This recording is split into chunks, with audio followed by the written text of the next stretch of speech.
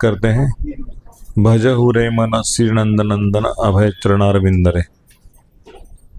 तो जन्माष्टमी के उपलक्ष्य पर हम भगवान की मनोलीला का चर्चा करने वाले हैं, उनकी बाल लीलाओं का। तो उसके साथ ही भजन भी भगवान के चरणों का ध्यान करने के लिए है। मेरे पीछे गाइए। भजहु रे मन श्री नंदन नंदन अभय चरणारविंदरे। भजहु रे मन श्री नंदन नंदन अभय चरणारविंदरे।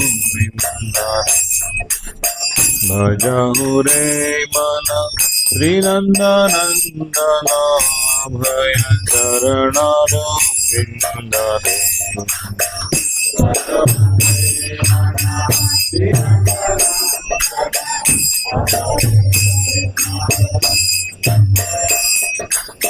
दुर्लभ मानव जन्म सत्संगे।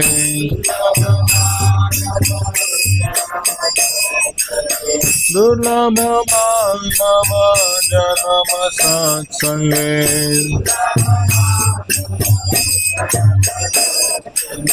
करहु हे भव सिंधुरे।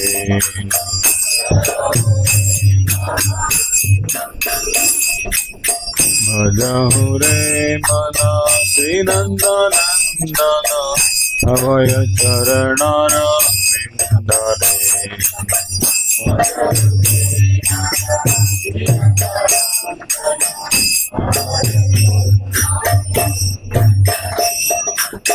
शीतातप मतमरीक्षण हे दिन यामिनी जागिरे।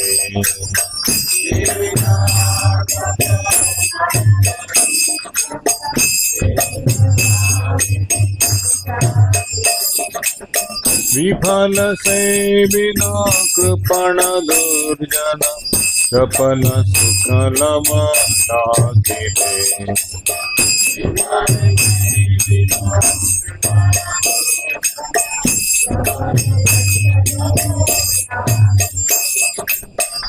धन यौवन पुत्र परिजन के आचे परम तीरे।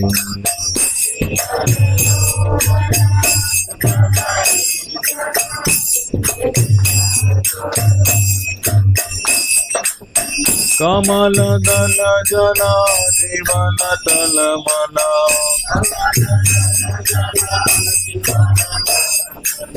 कमल दल जना जीवन तल मना।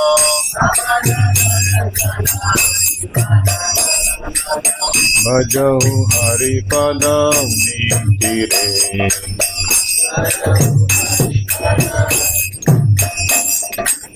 श्रवण कीर्तन स्मरण वंदन पाद सेवन दास्य रे।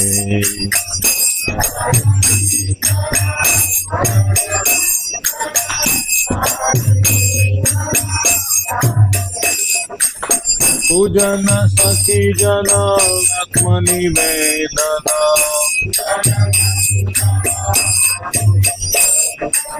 पूजन सखी जन आत्मनिवेदन।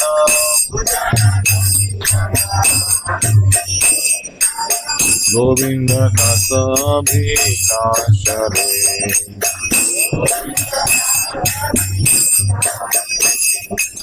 भजहु रे मन श्री नंदन नंदन अभय चरणारविंदरे। भजहु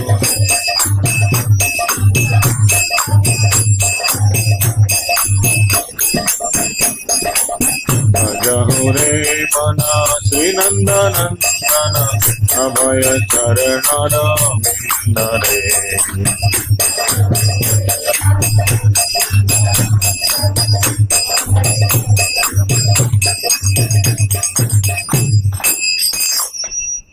जय श्री नंदनंदन श्याम सुंदर कन्हैयालाल की।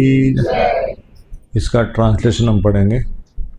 हे मेरे मन, तुम यह दुर्लभ मानव जन्म प्राप्त कर सत्संग में ब्रजनंदन श्री श्याम सुंदर के अभय अर्थात समस्त प्रकार के भयों का विनाश करने वाले श्री चरण कमलों का भजन करो। तो इस अथाह भवसागर को पार कर लो। अरे मन, तू सर्दी, गर्मी, आंधी, तूफान, बरसात में तथा दिन रात जाग कर इन संसारी दुर्जनों की सेवा जिस सुख की प्राप्ति की आशा के लिए कर रहा है, वह क्षण भर का सुख अंततः चंचल अर्थात अनित्य है। अरे धन, यौवन, पुत्र तथा परिजनों की तो बात ही क्या, स्वयं तेरा भी जीवन तो कमल दल के पत्ते पर स्थित पानी की बूंद की भांति टलमल टलमल कर रहा है। अतः तेरा जीवन भी कब समाप्त हो जाएगा यह भी निश्चित नहीं है। अतः तुम भगवान के चरण कमलों का भजन करो। गोविंदा श्रवण, कीर्तन, स्मरण, वंदन, पाद सेवन, दास्य, पूजन, साख्य और आत्म निवेदन रूप नवदा भक्ति की अभिलाषा करता है।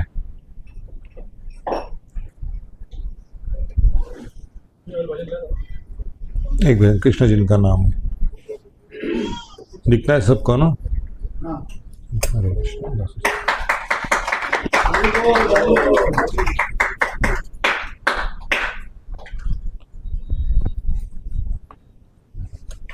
कृष्ण जिनका नाम है, गोकुल जिनका धाम है, कृष्ण जिनका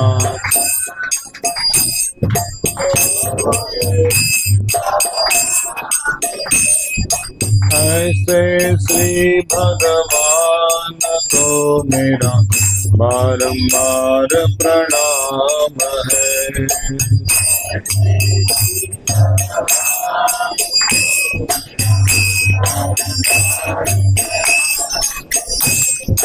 यशोदा जिनकी मैया है, नंदा जी बापैया है, यशोदा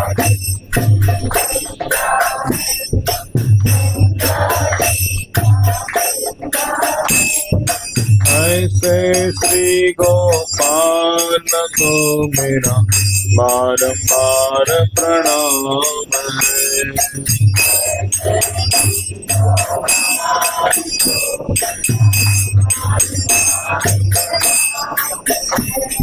राधा जिनकी छाया है, अद्भुत जिनकी माया है,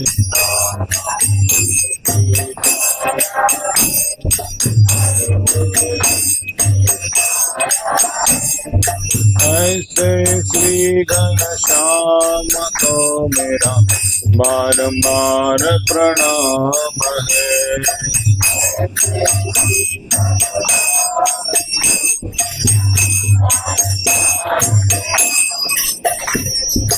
लूट लूट लदी माखन खायो, ग्वाल बाल संग धेनु चरायो।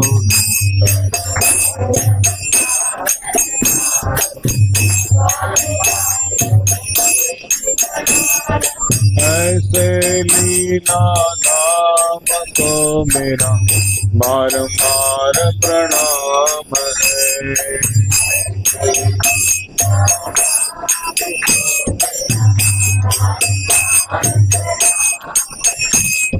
द्रुपद सुता की लाज बचायो, ग्रह से गज को पंद छुड़ायो।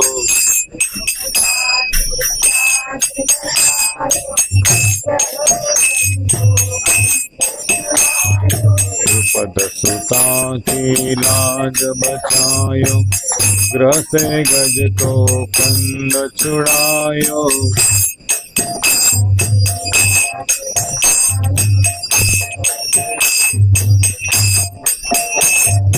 ऐसे कृपा नाम को मेरा बारंबार प्रणाम है।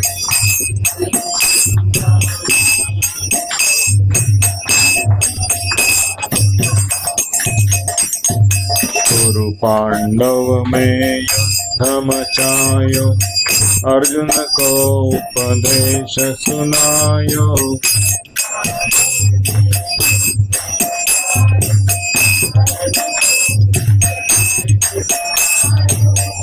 से श्री भगवान को मेरा बारंबार प्रणाम है।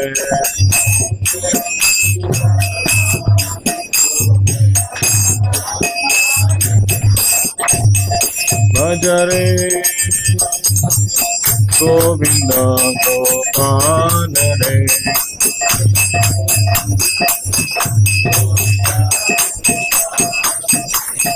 राधे गोविंदा राधे गोविंदा राधे गोविंदा राधे गोविंदा राधे गोविंदा जय राधे गोविंदा। हरे कृष्णा कृष्ण कृष्णा हरे हरे हरे राम राम राम हरे हरे।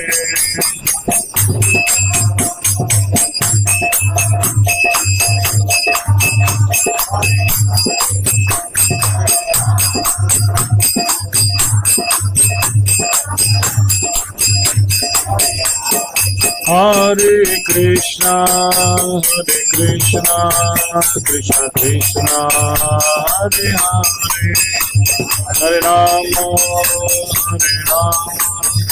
राम राम हरे हरे।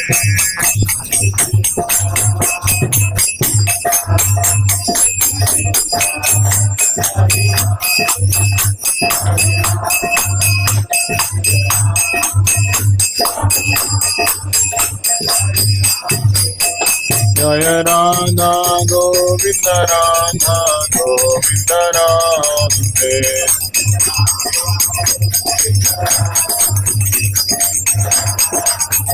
जय गौरनिताय गौरनिताय गौरनिताय जय गौरनिताय।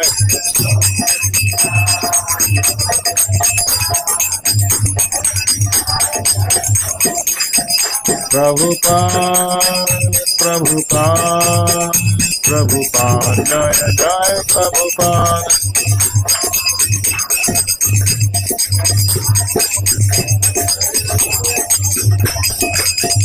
निताय गौर हरि बोल हरि बोल हरि बोल निताय गौर हरि बोल।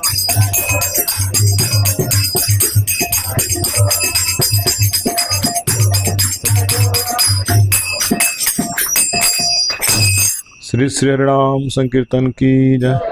श्रील प्रभुपाद की जय। अनंत कोटि वैष्णव भक्तवृंद की जय। नामाचार्य श्रीदास ठाकुर की जय।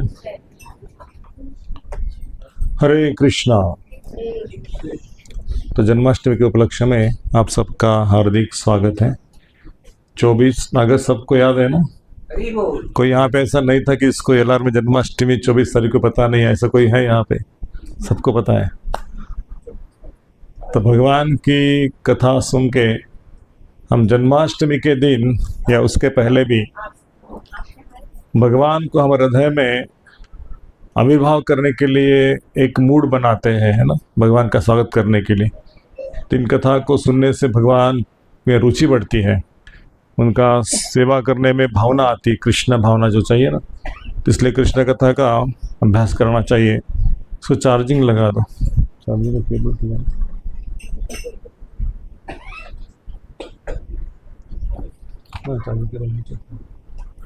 ओम नमो भगवते वासुदेवाय।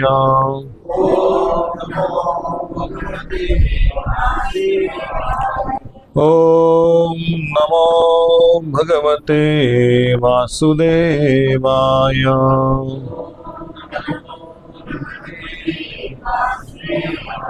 ओम नमो भगवते वासुदेवाय।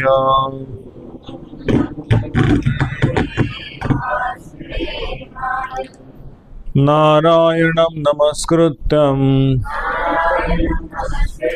नरं चैव नरोत्तमं देवीं सरस्वतीं व्यासं ततो जयमुदीरये। नष्टप्रायेषु भद्रेषु नित्यं भागवत सेवया भगवती उत्तम श्लोके भक्तिर्भवती नैष्ठकी। कृष्णाय वासुदेवाय देवकी नंदनाय च नंदगोपकुमाराय गोविंदाय नमो नमः।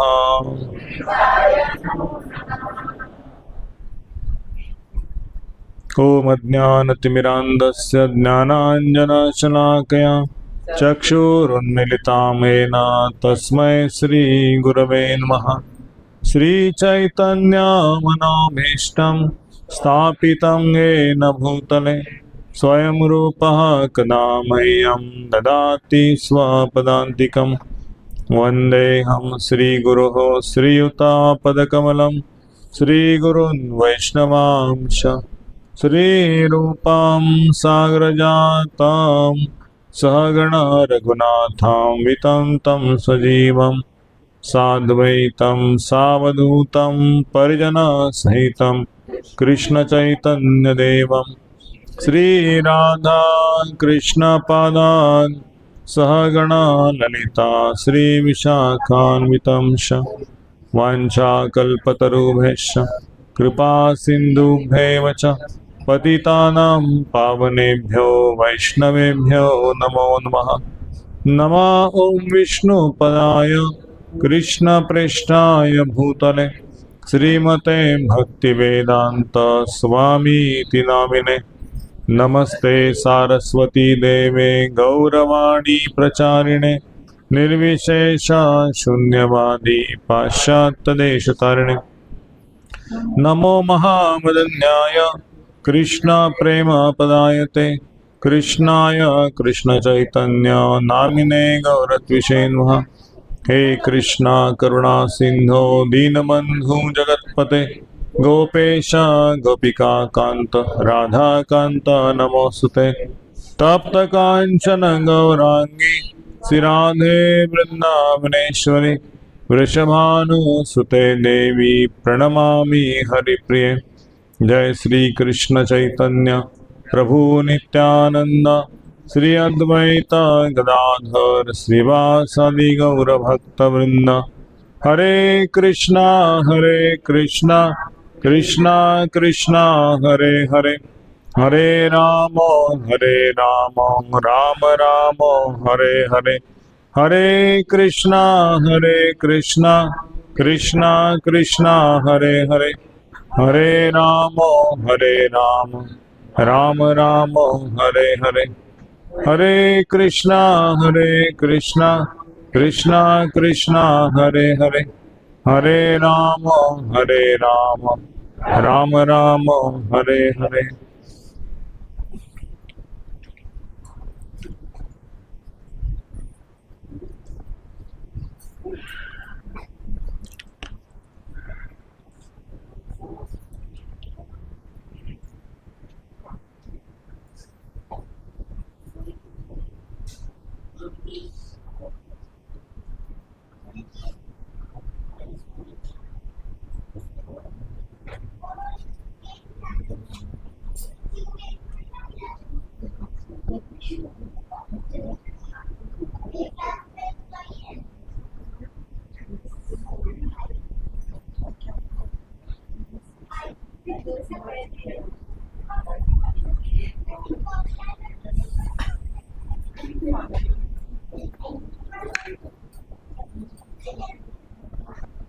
श्री शुक उवाच बहिरन्तपुरद्वारः सर्वा पूर्वावदावृता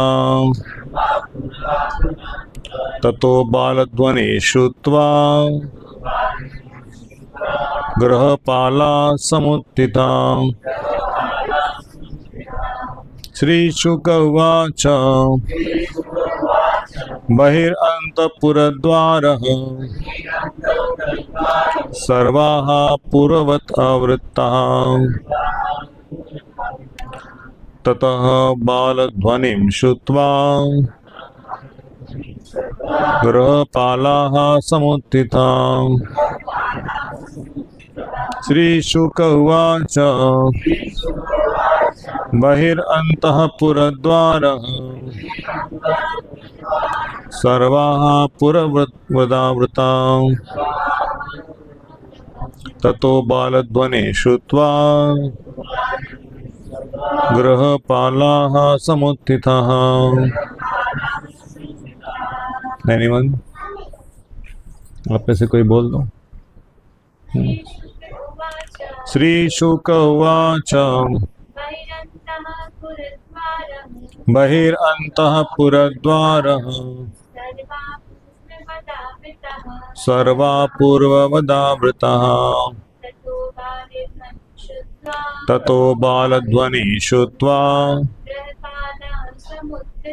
गृहपाला समुत्थिताः। और कोई प्रभु जी में से? श्रीशुक उवाच बहिरन्तःपुरद्वारः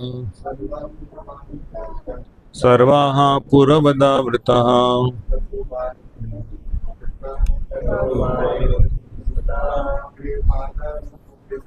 गृहपाला समुत्थिताः।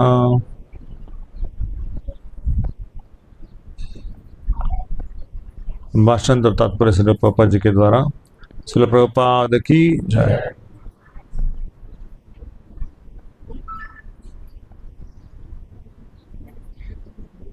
श्री सुखदेव गोस्वामी ने कहा, हे राजा परीक्षित, घर के भीतर तब बाहरी दरवाजे पूर्ववत बंद हो गए। तत्पश्चात घर के रहने वालों ने, विशेष रूप से द्वारपालों ने नवजात शिशु का क्रंदन सुना और अपने बिस्तर से उठ खड़े हुए। इस अध्याय में योग माया के कार्यकलाप प्रत्येक दृष्टिगोचर होते हैं। देवकी तब वसुदेव कंस के भ्रामक दर्शन कार्यों को क्षमा कर देते हैं और कंस पश्चाताप करता हुआ उनके चरणों पर गिर पड़ता है। बंदी गृह के द्वारपाल तथा अन्य लोगों के जगने के पूर्व अनेक घटनाएं घटी। कृष्ण का जन्म हुआ और वे गोकुल में यशोदा के घर पहुंचा दिए गए। सुदूर दरवाजे खुले और फिर बंद हो गए और वसुदेव पुनः लोहे के श्रृंखला में जकड़ गए। किंतु द्वारपाल यह सब नहीं जान पाए। वे तो तब जगे जब उन्हें नवजात शिशु योगमाया को चिल्लाते हुए सुना। श्रील विश्वनाथ चक्र ठाकुर ने कहा है कि द्वारपाल कुत्तों के तुल्य थे। रात में कुत्ते सड़कों पर द्वारपाल जैसा कार्य करते हैं। यदि एक कुत्ता भूंगता है तो सब कुत्ते उस समय भूंगने लगते हैं। यद्यपि इन कुत्तों को द्वारपाल का कार्य करने के लिए कोई नियुक्त नहीं करता, किंतु वे अपने पड़ोस की रक्षा करना अपना कर्तव्य समझते हैं और जो ही कोई अज्ञात व्यक्ति प्रवेश करता है तो वे तुरंत भूंकने लगते हैं। योग माया तथा महामाया दोनों ही अनेक भौतिक कार्यकलाप में काम करती है। प्रकृति क्रियामाणानि गुणे कर्माणि सर्वशः। किंतु यद्यपि भगवान की शक्ति उनके अपने निर्देशानुसार कार्य करती है, किंतु कुत्ते सदृश राजनीतिज्ञ तथा कूटनीतिज्ञ सोचते हैं। कुत्ते सदृश राजनीतिज्ञ, प्रभुपाद ने क्या शब्द यूज किया है? कुत्ते सदृश राजनीतिक तथा कूटनीति सोचते हैं कि वे बाह्य जगत के खतरों से अपने पड़ोस को सुरक्षित रखते हैं। वे माया का कार्य है। किंतु जो कृष्ण के शरण में चलाता है वह इस जगत के इन कुत्तों जैसे अभिभावकों द्वारा प्रदत्त संरक्षण से मुक्ति प्राप्त कर लेता है।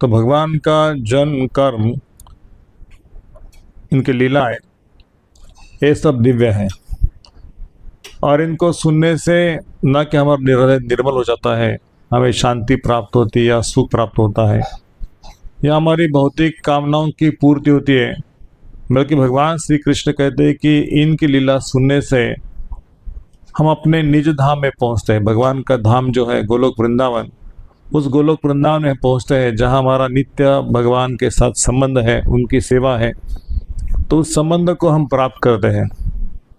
इसलिए सुखदेव गोस्वामी महाराज ने भगवान के जन्म की लीला 10वें अध्याय के प्रारंभ में शुरू कर दी और उसको कहते हुए कहते हैं कि देवकी और वसुदेव का जब शादी हो गया और जब वो आकाशवाणी होगी कि देवकी का 8वां पुत्र आपने कंस का वध करने वाला है, उसकी मृत्यु का कारण रहेगा, तो जब वार्ता सुनी तो देवकी का और वसुदेव का जब विदाई करने का समय था, इतना वातावरण रम्य था, कंस भी खुश था अपनी बहन की विदाई करने के लिए। सारे ढोल नगाड़े ताशा और सब ब्राह्मणों के द्वारा दान धर्म सब करके वो अपना विदाई के लिए चल पड़ा था। रथ में देवकी सवार थी, लेकिन जब आकाशवाणी हो गई तो उसका मन विचलित हो गया और इतना क्रुद्ध हो गया कि उसके मन में एक ही विचार है कि देवकी का पुत्र मेरे मृत्यु का कारण है, तो या तो देवकी को मार डालो या तो उसके पुत्रों की हत्या करो। तो वसुदेव ने जब समझा अरे देवकी को मारना उतना उचित है, आपकी बहन है, लोग क्या कहेंगे आपको, थोड़ा तो सोचो इसके बारे में। देवकी आपके मृत्यु कारण नहीं, देवकी का पुत्र कारण है, तो देवकी के पुत्र को आप मार सकते हैं। जैसे देवकी को पुत्र की प्राप्ति होगी आपको मैं उसका पुत्र लौटा दूंगा। तो बीच में नारद जी आ गए और नारद जी ने कंस को थोड़ा सा अच्छे समझाया। बोले कि अरे देवकी का पुत्र कौन सा भी हो सकता है, 8वां पुत्र पता नहीं कौन सा 8वां है, एक कमल की पंखुड़ियाँ 1 2 3 4 इधर से भी होता है इधर से भी होता है, तो 8वां पुत्र कौन सा है पता नहीं है। तो मतलब कृष्ण के आगमन का जो व्याकुलता है वो नारद मुनि चाहते थे कि जल्दी से जल्दी कृष्ण का जन्म और कंस को पनिशमेंट मिले। तो कंस हाँ बराबर है, कंस ने सोचा कि 8वां पुत्र कौन सा हो सकता है, तो क्यों न देवकी के सारे पुत्रों की हत्या की जाए। तो ये 6 पुत्र कौन से थे जो कंस ने हत्या की थी, तो ये 6 पुत्र वसु के पुत्र थे और इन लोगों ने अपराध किया था ऋषि मुनि के प्रति, तो उनको शाप मिल गया था कि जैसे ही आपका जन्म होगा आपको मार दिया जाएगा कि मामा के द्वारा, असुरों के द्वारा। तो इसलिए जो 6 पुत्र है, जैसे देवकी ने गर्भ में उसको पहला पुत्र दूसरा पुत्र करके एक एक को जन्म दिया, तो आचार्य कुछ लोग कहना है कि कंस और वसुदेव ने इतना ये क्यों किया, जन्म देने का दुस्साहस क्यों किया, इतने कष्ट क्यों उठाए, है ना, जन्म ही नहीं देना चाहिए था। अगर उसके मृत्यु का कारण है और अपने सामने बच्चों की हत्या हो रही है, तो देवकी ने जन्म नहीं देना अच्छा था, तो बंदी नहीं बनाए जाते थे, कारागृह में रहना नहीं पड़ता था, अलग अलग से रहना। कुछ तो आसुर लोग कहते हैं कि देवकी को एक कमरे में रखो और वसुदेव के कमरे में रखो, कोई मृत्यु नहीं। ये दिमाग क्यों कंस को नहीं आया देखो ना, तो ये भारत के लोग हैं ना, ये भगवान की लीला समझने के लायक नहीं है, अपना बुद्धि चले। इसलिए भगवान कथा सुनने के लिए अपना बुद्धि नहीं, आचार्यों का बुद्धि सोचना चाहिए, क्योंकि लीला नहीं होगी ना, कृष्ण का जन्म नहीं होगा तो भागवत सुनने को नहीं मिलेगा, भगवान के लीला कार्यकलाप सुनने को नहीं मिलेगा। और फिर जन्म कर्म चमे दिव्यम एवं यो तत्वक्ता देहम पुनर्जन्म नैति मामित अर्जुना। अगर ये जन्म कर्म नहीं सुनेंगे तो पुनर्जन्म कैसे बंद कर सकते, पुनर्जन्म होगा ही होगा। इसलिए पुनर्जन्म जिसको नहीं चाहिए उसको एक कथा जैसे आचार्य बोलते वैसे सुनना चाहिए, कुछ अपना मत डालना नहीं चाहिए उसे। तो जब कंस ने बंदी बनाया और कारागृह में रख दिया, अबे कौन से बहन को अच्छा लगेगा कि मेरे भाई ने मुझे बंदी बना दिया, वो भी कारागृह में। वहाँ ऐसे नहीं थे कि हेलोजन लाइट्स थे, है ना, उस कमरे को सजाया गया था, बिछाना था, है ना, ऐसे पंखुड़ियाँ फूलों की माला लटक रही थी, ऐसा कोई उसका डेकोरेशन नहीं किया था। कंस और वसुदेव जब कमरे में बंद कर दिए गए, उल्टा ऐसा किया था कि उनके ऊपर पहरा रखा गया था।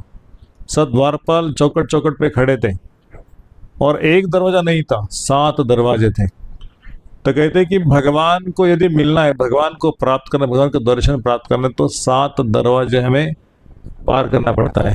भौतिक जगत के कारागार के दरवाजे हैं ना, वो 7 दरवाजे मतलब ये ब्रह्मांड में जो सत्यलोक, जनलोक, तपलोक, महरलोक, भूरलोक, भूवरलोक, ये 7 दरवाजे हैं। इस 7 दरवाजों से ऊपर जाना है वैकुंठ में या गोलोक वृंदावन में। तो भौतिक दरवाजे है ये सब, ब्रह्मांड के अंदर भौतिक जग है ना। नहीं, हमको सत्यलोक जाना है, हमको जनलोक जाना है, हमको तपलोक जाना है, हमको स्वर्गलोक जाना है। एक गेट से दूसरे गेट तक जाएंगे, लेकिन भगवान के धाम नहीं जाएंगे। भगवान के धाम जाने के लिए 7 गेटों को पार करना है। तो वैसे ये लोगों ने अपने पुत्र को जैसे जन्म लिया, आवाज आ गई तो उसने उन्हें बुलाया परिवारों को, बोले कंस महाराज को बुलाओ और ये पुत्र को लेके जाओ। तो एक एक करके सौंप दिया और देवकी के सामने 6 पुत्रों की हत्या हो गई। तो 6 पुत्र कौन है उसका हमारे गुरु महाराज वर्णन करते हैं। हमारे हृदय के भीतर जो 6 शत्रु हैं, काम, क्रोध, लोभ, मोह, मद, मत्सर है, ये 6 पुत्र वही हैं। जब भगवान का अवतीर्ण हृदय में होना पड़ता है तो हमारे अंदर के 6 अनर्थ जब तक निकलते नहीं हैं और हृदय जब तक शुद्ध नहीं होता, तब भगवान का आविर्भाव नहीं होता है।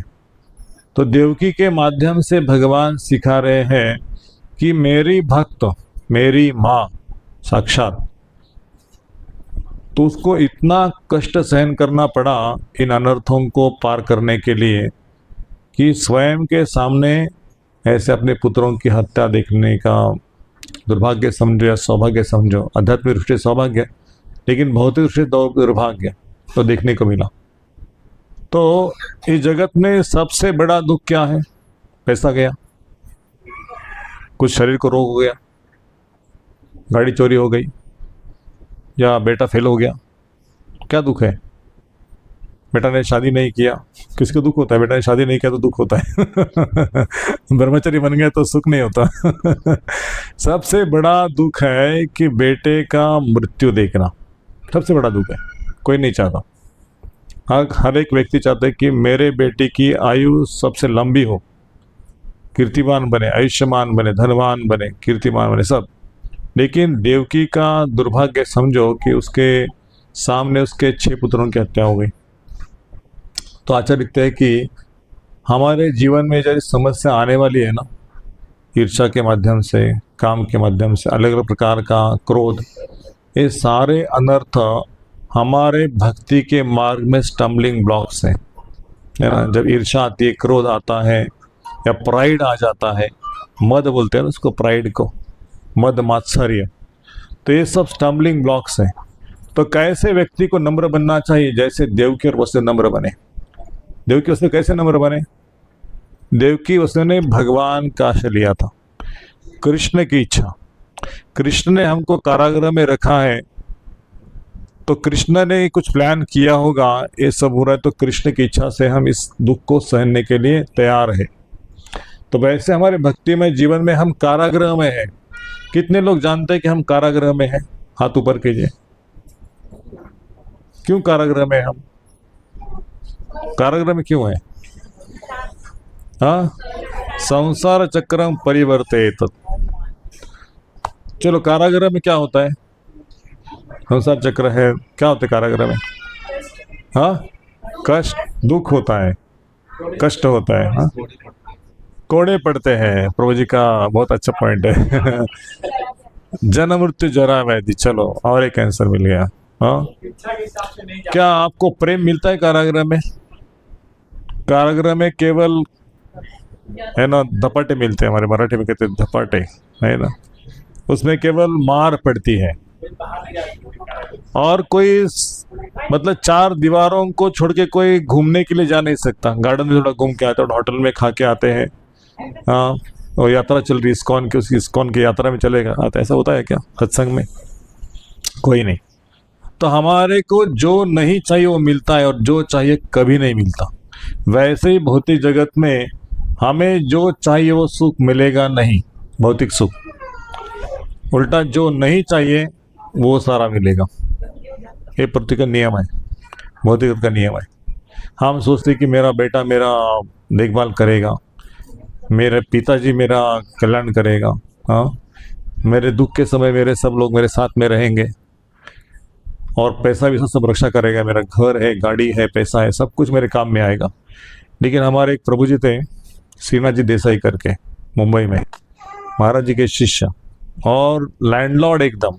जब पिक्चर निकली है ना महाअवतार नरसिंहदेव, वो पिक्चर का जो पैसा डाला है उनका बेटा ने पैसा डाला है, केशव देसाई करके।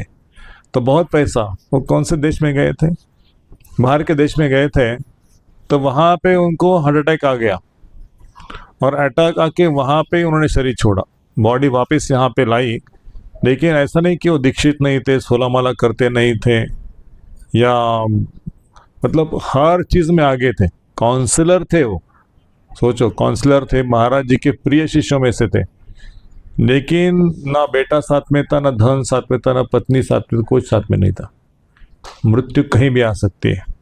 वैसे इस जगत में केवल एक ही हमें सोचना है कि हमारा कनेक्शन भगवान के साथ यदि है, और मृत्यु कहीं पे भी आए, कहीं पे आए, लेकिन कृष्ण का सेवा करने से कृष्ण हमारा ध्यान देंगे आखिरी समय तक। थोड़ा भी सेवा किए तो। कौन सा श्लोक है गीता में भगवान श्री कृष्ण कहता है कि थोड़ा सा सेवा करने से भी स्वल्पम अप्य धर्म से त्रायते महतो भयात। दूसरे अध्याय का 40वां श्लोक है। नेहा अवृकम नाशस्ति प्रत्यवाय न विद्यते स्वल्पम धर्म से त्रायते महतो भयात। कि जगत का सबसे बड़ा दुख है ना, सबसे बड़ा संकट है ना, उसको आप पार कर सकते हैं। लेकिन आपको कृष्ण का आश्रय कैसे लेना चाहिए, फर्म, पक्का आश्रय लेना चाहिए। तो इस प्रकार से देवकी ने आश्रय लिया था तो उसके मन का जो भय था, भय निकल गया था। भागवत में कहा गया है कि जिसने कृष्ण का आश्रय लिया है उसके मन में कैसे भय आ सकता है। शोक मोह भयापह यस्य वै श्रूयमाणायाम कृष्णे परम पुरुष है भक्ति उत्पद्यते पुंसा शोक मोह भयापह। किस हृदय में शोक नहीं रहेगा, मोह नहीं रहेगा। मोह का मतलब क्या है, मोह का मतलब आसक्ति है। पुत्र के प्रति आसक्ति, पैसों के प्रति आसक्ति, शरीर के प्रति आसक्ति, सर्वप्रथम घर के प्रति आसक्ति। हमेशा कुछ न कुछ मन में द्वंद्व चलते रहता है, हमारे शरीर से, हमारे परिवार के संबंध में, माता पिता, भाई बहन, पुत्र, सब। जैसे कि इनको हम बचा सकते हैं, है ना, हम नहीं बचा सकते। किसी के ऊपर दुख आ गया तो कष्ट माता को होता है, पिता को होता है, या भाई को होता है, बहन को होता है, पुत्र को होता है। लेकिन हमें सोचना चाहिए कि केवल हमारे हाथ में एक ही चीज़ है, भगवान को याचना करना, प्रार्थना करना, और बाकी सब कृष्ण के ऊपर छोड़ देना। यदि कुछ हो भी गया किसी के जीवन में तो क्या वापस उसको ला सकते हैं? किसी को ला नहीं सकते। जो गया अपनी यात्रा के लिए चला गया, लेकिन उसके लिए जप करना, जो चला गया ना उसके लिए जप करना हमारे हाथ में है। हम जप तो कर सकते हैं उसके लिए, उसका कल्याण करने के लिए। तो इस प्रकार से मन बड़ा बेचैन हो जाता है, मन निराश होता है, जीने की इच्छा नहीं होती, क्योंकि कृष्ण का संबंध भूल गया है। कृष्ण बचाने वाले, रक्षा करने वाले, उसका उद्धार करने वाले। यदि हम जप कर दे तो उसका कल्याण भगवान करने वाले, क्योंकि घर में कोई ना कोई भक्त निकलना चाहिए। तो इस प्रकार से भगवान श्री कृष्ण का जन्म 8वां पुत्र कैसे हो गया। 7वां पुत्र संकर्षण रोहिणी के घर में स्थलांतरित कर दिया, और 8वां पुत्र के रूप में जब कृष्ण जन्म लिए तो कृष्ण को यशोदा के घर में स्थलांतरित कर दिया। जब वो जन्मे तो वहाँ पे यशोदा की पुत्री हो गई थी, योग माया, है ना, दुर्गा देवी। और यहाँ पे कृष्ण जन्म लिए तो कृष्ण ने जन्म लेते ही अपना चतुर्भुज रूप दिखाया। यशोदा के मन में, देवकी के मन में जो थोड़ा कुछ भय था, मेरे पुत्र की रक्षा कौन करेगा, तो माता कहा कि डरो मत मैया, मैं आया हूँ आपकी रक्षा करने के लिए। अभी मुझे यहाँ से गोकुल लेके चलो, वसुदेव के घर में मुझे छोड़ दो, नंद बाबा के घर में। तो भगवान ने कैसे मेखला पहनी थी, कैसे वस्त्र पहने थे, शंख चक्र गदा पद्म थे, कमर पट्टा था, सुंदर वैजंती माला गले में थी। छोटा बालक विष्णु का रूप लेके आया था, एक छोटा बच्चा, है ना। जन्म लेता है तो सब रोते हैं, बच्चा आते तो अपनी इच्छा से आते नहीं है, उसको फोर्सफुली घर में डाला जाता है।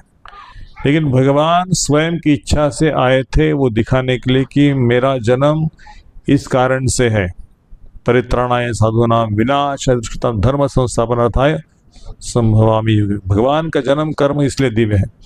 तो भगवान को वसुदेव जी अपने गोदे में उठा के उनका दर्शन करके माता तृप्त हो गई, उनको अपने गोदे में बिठाया है, एक डोली में बिठाया है, अपने सर के ऊपर भगवान के पैर उस डोली से बाहर आ गए हैं और ऐसे बिठा के चल रहे हैं। कहाँ चल रहे हैं? गोकुल की तरफ। और यमुना इतनी जोर जोर से भरी बरसात हो रही है, बादल सब गरज रहे हैं, क्योंकि भगवान का आविर्भाव है ना, तो सबको हर्ष हो गया था। और जैसे यमुना ने देखा कि अरे मेरे स्वामी मेरे रास्ते से चल रहे हैं, तो क्यों ना उनके चरणों का स्पर्श करो। उनके चरणों से मैं आई हूं ना, तो उनके चरणों का स्पर्श करने के उछल रही थी ऐसे, और भगवान के चरणों का स्पर्श हो गया तो उसका जीवन एकदम धन्य हो गया। यमुना विभोर हो गई और वसुदेव को कुछ हुआ नहीं, ना कृष्ण को कुछ हुआ। पानी यहाँ तक था, लेकिन यहाँ से ऊपर नहीं जाता पानी। भगवान को रास्ते के लिए यमुना दुतरफा हो गई, अंदर से रास्ता दिया, और वसुदेव जी गोकुल में पहुंच गए। और कहते हैं कि भगवान का जब जन्म हो गया तो पहले सब अंधेरा था, जेल में अंधेरा होता है ना, लेकिन जैसे जन्म लिया तो भगवान की दिव्य कांति से जेल में सारा प्रकाश ही प्रकाश छाया गया। वैसे कहते हैं कि हमारा हृदय भी एक घने अंधकार के समान है, डार्क प्रिजन हाउस। ये जब कृष्ण जन्म लेते, कृष्ण का नाम मन में आता है, जब शुरू होता है, तो हमारे हृदय का अंधकार, अज्ञान सब नष्ट हो जाता है। अज्ञान की तुलना अंधकार से की गई है। तो कृष्ण का आविर्भाव का मतलब है कृष्ण का नाम हमारे मुख में आना चाहिए हमेशा। तो कृष्ण हमारे हृदय में जागरूक है, वो तटस्थ नहीं है। कृष्ण का नाम स्मरण करने वाले व्यक्ति के हृदय में कृष्ण नाचते हैं, गाते हैं, मुख में भी नाचते हैं वो हरिनाम के रूप से। तो कहते हैं कि ये जो बेड़ियां है ना, वसुदेव और यशोदा के हाथों में पैरों में बांध दी गई थी, वो बेड़ियां खुल गई। वैसे कहते हैं हमको भौतिक जगत में बेड़ियों से बंधे गए हैं। सोने की जंजीर है, चांदी की जंजीर है, या लोहे की जंजीर है, कॉपर की जंजीर है, तो जंजीर से हम बंधे गए हैं। लेकिन जब कृष्ण हृदय में आते हैं तो जंजीरें अपने आप कटती हैं। हाँ, तो कृष्ण इस संसार के बंधन को काट डालते हैं। जंजीरें काटना मतलब क्या है? संसार का बंधन जो है ना, वो कट जाता है। कुंती महारानी प्रार्थना में कहती है ना कि मेरे जो वृष्णि वंश के, यदुवंश के स्नेह संबंध को आप इसको काट डालो भगवान, इसका आसक्ति मेरे हृदय में अभी भी है, इसको काट डालो। तो कृष्ण ने वसुदेवकी के जो बंधन थे वो भौतिक रूप से तोड़ डाले और उनका मन उनके प्रति आसक्त किया। तो इस तरह से गोकुल में भगवान पहुंच गए। यशोदा सोई हुई थी, प्रसूत हो गई थी, लेकिन उसको पता नहीं कि बेटी है, बेटा है, क्या है। वज़ीर ने बेटी को उठाया, बेटे को रख दिया और चले गए। अभी योग माया को सामने ला के रख दिया। कंस ने उस योग माया को उठाया, पता चला कि देवकी को 8वीं पुत्री हो गई है। बोले हाँ, नारद जी ने कहा था, सही था। देखो नारद जी का गेम ऐसा होता है, क्योंकि 8वां पुत्र हो गया था ना, तो भगवान नारद जी ने कहा कि 8वां पुत्र, पता नहीं 8वां होगा, 7वां होगा, 5वां होगा। तो कंस को याद आ गया कि अरे नारद जी ने कहा था 8वां पुत्र है, पुत्री पता नहीं। तो वो देखा कि पुत्री है। बोले मेरा मृत्यु अभी नहीं है। वो आकाशवाणी झूठी हो सकती है ना, झूठी आकाशवाणी है। तो उसने उठाया पुत्री को और ऐसे घर घर घुमा दिया, उसको फेंक दिया आकाश में, जैसे कि नीचे गिरने वाली है। वो नीचे गिरी नहीं। योग माया ने कहा कि अरे मूर्ख कंस, तुम्हारे मृत्यु का कारण कृष्ण गोकुल में जन्मा है, यहाँ पे नहीं, वो गोकुल में है। तो जैसे कंस ने सुना तो उसने तुरंत अपने मंत्रियों को आदेश दे दिया कि जाओ गोकुल में और जितने सारे बालक जन्म लिए अभी, उसकी हत्या कर डालो। देखो वो काल अभी भी था, मतलब कृष्ण होते हुए भी बच्चों की हत्या हो गई थी। आज भी इतना क्रूर काल नहीं है जितना कृष्ण के समय में था, कि सारे बालकों की हत्या गोकुल में शुरू कर दी। तो भगवान कितने साल के बालक थे? 6 महीने के बालक थे, 6 दिन के थे। तो यशोदा के गोद में खेल पल रहे थे, सब गोपियाँ कुछ गा रही थी, और उतने में ही एक आसुरी शक्ति को भेज दिया। कौन थी वो आसुरी शक्ति? पूतना राक्षसी। 6 दिन के थे भगवान। पूतना राक्षसी, पूतना को भेज दिया। पूतना ऐसे वर्णन किया पूतना का कि इतनी सुंदरी थी, इतनी अप्सरा के जमान लक्ष्मी के समान उसका ऐश्वर्य था। तो उसको देखते ही सारे गोपियों ने उसको रस दिया, बैठो बैठो माता जी, कहाँ से आई, बैठो बैठो बैठो, क्या सेवा करे आपकी। बोले मैं कृष्ण को देखने के लिए आई, कृष्ण की सेवा करने के लिए आई। तो यशोदा कुछ घर में अपना काम करने के लिए गई थी, उसको नीचे रख दिया था, तो उसने उठा लिया, अपने गोद में रख दिया। अभी कौन बोलेगा कि क्यों ले रही इसको, कृष्ण का तो प्रेम सबका है ना, सब गोपियों का, तो उसने उठा लिया। ऐसे देवता आ गई है आकाश से, तो उसने उठा लिया। कृष्ण ने समझा अरे वो राक्षसी आई है, मुझे अपने गोद में उठाई है, तो उसने अपना नेत्र बंद कर दिया। तो आचार्य कहते कि भगवान ने नेत्र क्यों बंद कर दिया। बोले माता को खुले आंख से मारना ठीक नहीं है, और माता के रूप में आई है ना, वो दूध पिलाने आई है। भले विष था लेकिन दूध पिलाने, तो उसको आंखों से देखना, एक माता को मारना, एक बड़ा भगवान को दुख लगा।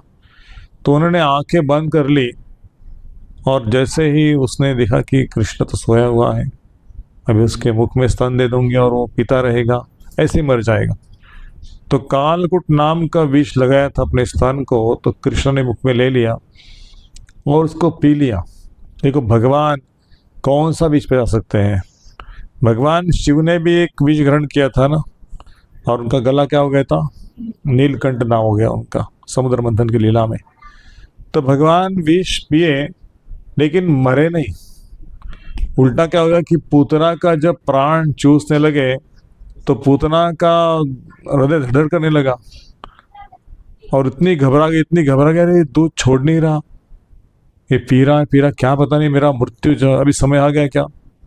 और कृष्ण को हाथ पर उसके पकड़ने दबाने लगी, लेकिन कुछ हुआ नहीं उससे। कृष्ण की शक्ति ज्यादा थी, और इसलिए पूतना का प्राण चूस लिया, और जैसे ही चूस लिया, वो पूतना का जो ओरिजिनल स्वरूप था, ओरिजिनल स्वरूप बाहर आ गया। 80 माइल से उसका लंबा था, है ना, यहाँ से पूना से भी लंबा ना, 80 माइल मतलब ज़्यादा होगा, 80 माइल शरीर लंबा था। उसके हाथ, उसके पैर, उसके चांगे, उसकी आंखें पर्वत जैसे थे, ऐसा वर्णन सुखदेव गोस्वामी करते। और जैसे ही वो एकदम आकाश से जैसे गिरती है ना, वैसे वो गिर गई। तो भगवान श्री कृष्ण इसके शरीर के ऊपर बैठ के आनंद से, जैसे कुछ हुआ ही नहीं है ना, सब गोपियाँ ढूंढ रही कि कृष्ण कहाँ गए, कृष्ण कहाँ गए, कुछ हुआ नहीं। तो लाला को देखो कुछ हो गया क्या। तो जैसे पूना से लंबा शरीर यहाँ तक, और कृष्ण कहीं तो उसके शरीर के ऊपर है, दापोड़ी खड़की के पास है और ये लोग यहाँ पे, और कृष्ण उधर से है। वैसे कृष्ण को सब देखने लगे, और कृष्ण मजे से एकदम हंसते हुए नाच रहे उसके शरीर के ऊपर। तो बाद में सब गोपियों ने कृष्ण को उठा के लाया। बोले वो आसुरी थी, वो राक्षसी थी, कौन उसने भेजा था उसको मारने के लिए। हमारे कृष्ण की रक्षा नारायण ने की, और उसको धन्यवाद दिया, भगवान को प्रार्थना की। तो कृष्ण को वापस ला के गोमूत्र से नहलाया, गाय की जो पूंछ है, पूंछ से सब उसके शरीर को स्पर्श किया। अनेक देवताओं का नाम लेकर बोले मेरे लाला की रक्षा करो, पता नहीं कौन कौन से राक्षस कब कब आते हैं। और ऐसे भगवान के प्रार्थना करते हुए कृष्ण हंस रहे थे मन ही मन कि माता को पता नहीं कि मैं कौन हूँ, साक्षात मैं तो स्वयं नारायण हूँ, लेकिन वो सोचती कि मेरा बच्चा है। तो हमारे सनातन धर्म में माता को पता नहीं चलना चाहिए कि मैं उसका बेटा हूँ। तो भगवान का एक शक्ति होता है, उसको कहते हैं योग माया। हम सब योग माया के अंडर हैं, और ये जो लोग हैं बाहर के जो भौतिक चीज़ों में लगे हुए हैं, वो सब महामाया के अंडर है। भगवान का रक्षा अपने भक्तों का योग माया के द्वारा होता है। महात्मानस्तु माम पार्थम दैवीं प्रकृति आश्रिता भजन्ति अनन्यमनसो ज्ञाता भूताद्यावयम्। कि दैवी प्रकृति मतलब क्या है, एक है बहिरंगा शक्ति, दूसरी अंतरंगा शक्ति। तो भगवान अपने भक्तों की रक्षा करते हैं दैवी प्रकृति के माध्यम से। और इस तरह से जो भगवान की शरण में आता है, उसको इस भौतिक जगत का जो सुख दुख है, जो मान अपमान है, जो प्रॉफिट लॉस है, जो किसी के अपशब्द है, किसी की गाली है, उसको सहन करने की भगवान शक्ति देते हैं जब हम योग माया में कंप्लीट शरणागति देते हैं। लेकिन जब हम माया में होते हैं ना, तो इस भौतिक जगत का द्वंद्व हमें सताता है ना, सुख दुख लाभ हानि सब आसक्ति जकड़ गई है ना मन बुद्धि में।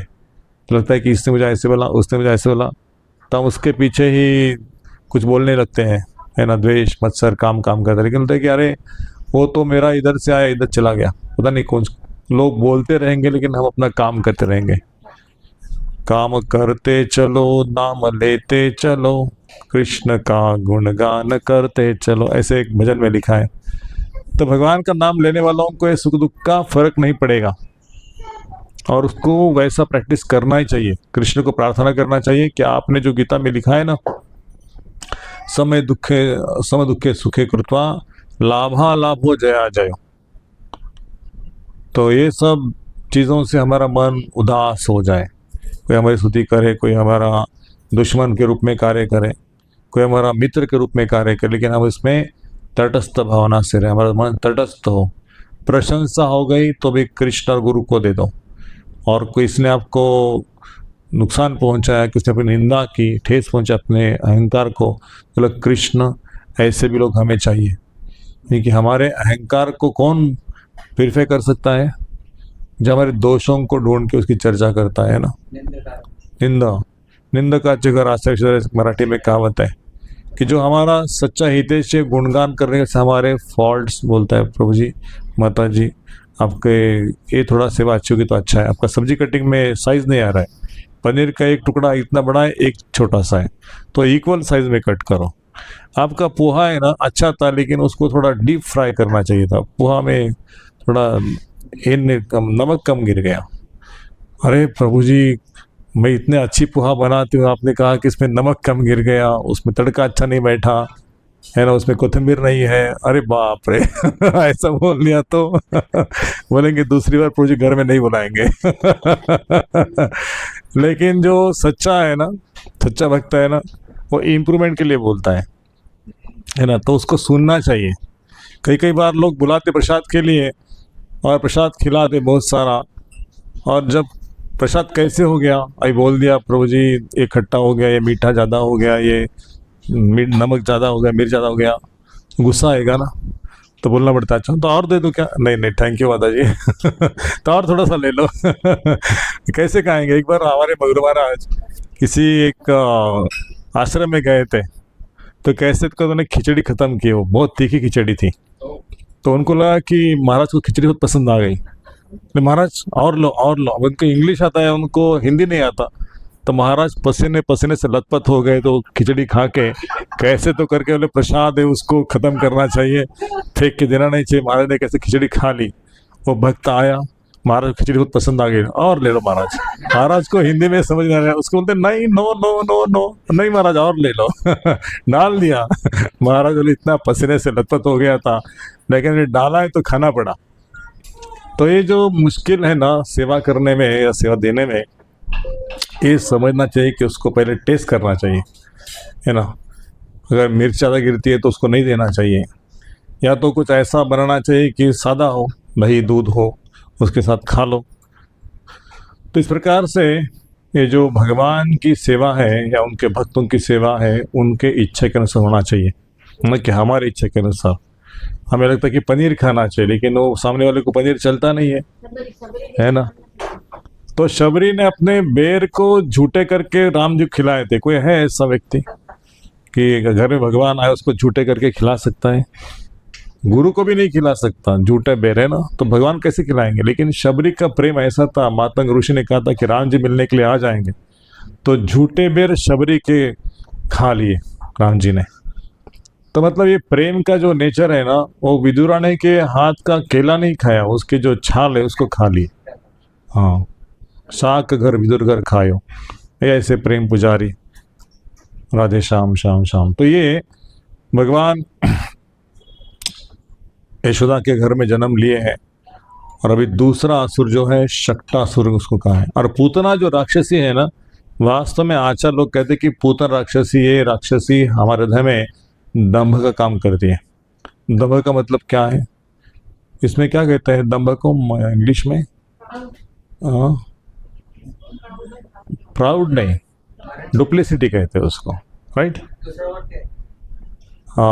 हिपोक्रेसी कहते हैं उसको, हिपोक्रेसी एंड कॉरल। कलयुग का नेचर है हिपोक्रेसी, मतलब जो है वो नहीं, दूसरा दिखाना कुछ और है। तो कलयुग में अक्सर मटेरियल प्लेटफॉर्म पे लोग वही दिखाते कि हम ये हैं वो है, लेकिन असलियत में उनको बोलो कि प्रभु जी कैसे हो, हम अच्छे हैं, लेकिन अंदर झगड़ा चालू है, कैसे हो, अच्छे हैं। तो महाराज जी बोलते हैं कि I was travelling with one family in America, और उसके मेरे सामने तो लोग अच्छे रहते थे, लेकिन अभी कार में बैठे तो कुछ तो हो गया, और पति पत्नी दोनों झगड़ा कर रहे, you shut up, you nonsense, you this and you rascal. पत्नी पति को कह रही है और पीछे महाराज बैठे कार में, दोनों सामने बैठे। तो महाराज ने पूछा कि हाउ आर यू, पहले बोले कि हम अच्छे हैं। अभी झगड़ा कर रहे तो महाराज कैसे पूछते कि हाउ आर यू तो महाराज को समझ आया कि ये चित्र संसार का है, ये कोई छूट नहीं सकता है ना। बोलते कि घर में सोफ़ा होता है, अच्छा ना, सोफ़ा वगैरह सब, तो घर में फर्नीचर है, सोफ़ा है, सब कुछ है, लेकिन अंदर सोफ़े के ऊपर फाइट चल रही है। हाँ, तो ये संसार का नेचर है कि जब तक कृष्ण पिक्चर में नहीं है तो हम थोड़ी थोड़ी चीज़ों के लिए झगड़ा करेंगे, और इसलिए जब कृष्ण जीवन में आते हैं तो ये संसार के पर जाना सीखना चाहिए। अभी कृष्ण के जन्म की तैयारी चल रही थी, जन्म तो हो गया था, लेकिन जन्म के पश्चात जो मेहमान लोग आने वाले उनको कुछ दान धर्म करना चाहिए, बच्चे का नामकरण करना चाहिए। इस प्रकार से तैयारी चल रही, तो यशोदा, सब गोप गोपी, सब बड़े गोप, सब लोग इकट्ठा हुए थे, कुछ ब्राह्मण लोग वेद मंत्र का पाठ कर रहे थे, और सब तैयारी जोर से चल रही थी। तो भगवान को यशोदा ने एक छकड़े के ऊपर रख दिया, है ना, बैलगाड़ी जैसा होता है ना, वैसे उसके ऊपर रख दिया, और काफ़ी बर्तन बिर्तन उसके ऊपर थे, और भगवान को नीचे सुलाया था थोड़ी देर के लिए। तो भगवान ने अपने लीला में मजा ले थे, लेकिन वो शक्टासुर नाम का जो असुर था वो गाड़ी के अंदर आके बैठा था, और उसने क्या किया थोड़ी देर में कि सब लोग अपने अपने काम में लगे थे, गेस्ट को रिसीव करना, उसको गिफ्ट देना, कुछ मंत्र गान चल रहा है, तो यशोदा का ध्यान नहीं है कि मेरा बच्चा उधर क्या कर रहा है। तो उन्होंने, भगवान ने ही लीला की कि अपने पैरों के तलवे से इस छकड़े को थोड़ा सा ऐसे कर दिया। अब भगवान का शक्ति क्या है देखा गया तो छोटे बच्चे का शक्ति, लेकिन वो स्पर्श करने से छकड़ा जो टूट गया, और उसके ऊपर से बर्तन बिर्तन सब थे इधर उधर बिखर गए, और सारा जो नीचे आ गया। तो यशोदा ने आवाज जब सुनी तो उसको लगा कि मेरे बच्चे को बचाओ बचाओ बचाओ, कन्हैया कन्हैया, लाला लाला, कोई है कोई है। सब जाग गए, बोले किधर है कन्हैया किधर है। बोले वो छकड़े के नीचे है। भगवान को हल्का से उठाया वहां से, कृष्ण कुछ हो गया क्या, कृष्ण कुछ हो गया आपको, सब, लेकिन कुछ नहीं हुआ भगवान को। तो ये शक्टासुर नाम का असुर आया था, और वो भगवान को मारने के लिए आया था, लेकिन वो शक्टासुर का वध भगवान ने ऐसे अपने पैरों की उंगली से कर दिया, ऐसे धक्का मार के। तो आचार्य कहते हैं कि कंस ने जो भेजे गए खिलौने हैं ना, वो सब असुर खिलौने थे। तो जैसे छोटे बच्चे पैर से खेलते हैं, हाथ से खेलते हैं, वैसे कृष्ण जो है अपने इंद्रियों के माध्यम से उन असुरों के साथ मजा ले रहे थे। उनको कोई डर नहीं था, अरे मुझे मारने के लिए आए हैं, क्या होगा। तो कृष्ण वास्तव में बड़े से बड़े असुर का भी संहार कर सकते हैं। भगवान छोटे हैं दिखने में, लेकिन ऐसा कोई जगत में शक्ति नहीं है कि कृष्ण को हरा सकती है।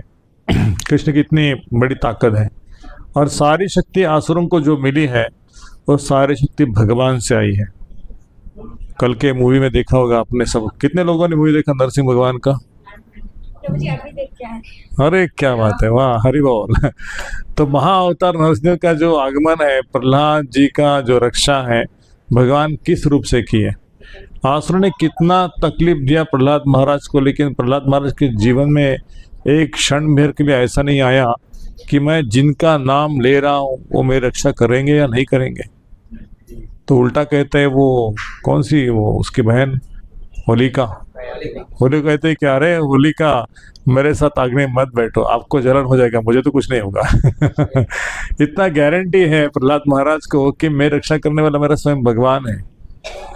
तो लेकिन आश्रय कैसा था, उसके पहले का जो सीन है ना, वो याद रखो। वो सीन में प्रहलाद महाराज रो रहे हैं भगवान का दर्शन करने के लिए कि हे नारायण, हे विष्णु, कि क्या मुझे आप दर्शन दे सकोगे, मैं तो आसुर कुल में जन्मा हुआ, मेरे अंदर कोई योग्यता नहीं है, लेकिन मुझे एक बार आपका दर्शन करने की इच्छा है। तो बिल्कुल रो रहे थे, इतने संकट में थे, लेकिन वो कभी कृष्ण का नाम नहीं छोड़े। जो भगवान का नाम है उसका नाम आश्रय लेते रहे, किसी भी कारण उन्होंने नाम को छोड़ा नहीं। तो उस कारण स्वरूप भगवान ने उनको दर्शन दिया, कहा कि बालक, मैं आपकी भक्ति से बहुत प्रसन्न हूँ, आप कोई चिंता मत करो, आपके साथ मैं हमेशा रहूँगा और आपका नाम तीनों लोकों में उजागर होगा, ये मेरा भक्त कहलाएगा, क्योंकि मैं आपका कृतज्ञ हूँ। ऐसा देवता लोगों को भी सौभाग्य नहीं प्राप्त होता, वो आपको आसुर कुल में जन्म लेके सौभाग्य प्राप्त हुआ है। तो भगवान की स्तुति कर रहे प्रहलाद महाराज की। तो इस प्रकार से देव की वसु कथा हो या नंद यशोदा कथा हो, ये सारे जो पात्र हैं ये बहुत बड़े महान महान भक्त हैं जो इन सारे संकटों से गुजर के गए। ऐसा नहीं कि उनको डायरेक्टली यशोदानंद का सौभाग्य मिल गया, माँ बाप का इतना हाल सहन करना पड़ा है, इतनी तपस्या करनी पड़ी है, तो उसे कारण भगवान श्री कृष्ण प्रसन्न, उनका बेटा होने का सौभाग्य भगवान ने ले लिया। उसके बाद वो भगवान आंगन में खेल रहे थे तो एक भवंडर के रूप में राक्षस आ गया, है ना, और भगवान को गोदी से उठा के ऊपर लेके गया। इतना ऊपर उठा के ले गया, भगवान ने उनको गले को पकड़ लिया, बोले लेके जाओ, ऊपर लेके जाओ, ऊपर लेके जाओ, मैं मजा लेता हूँ आपका। और एक भवंडर आता है ऐसे गोल गोल गोल गोल गोल गोल ऊपर चक्र, तो वो ऊपर उठाया, बोले कि वहाँ से इसको ऐसे पटक दूंगा कि अभी तो इसका ध्यान होना ही चाहिए बालक का। और सब लोगों के आंखों में जैसे कि ओझल हो जाता है, कुछ दिखाई नहीं था, वैसे सब मिट्टी के कारण सब ओझल हो गए, कुछ दिखाई नहीं रहा। कृष्ण कहाँ है, गोपियाँ नहीं दिख रही। इतना भवंडर जोरदार था कि कृष्ण ने दिखा दिया ना गोपी दिखा दी, कुछ नहीं, सब अंधेरा अंधेरा, धूल धूल धूल।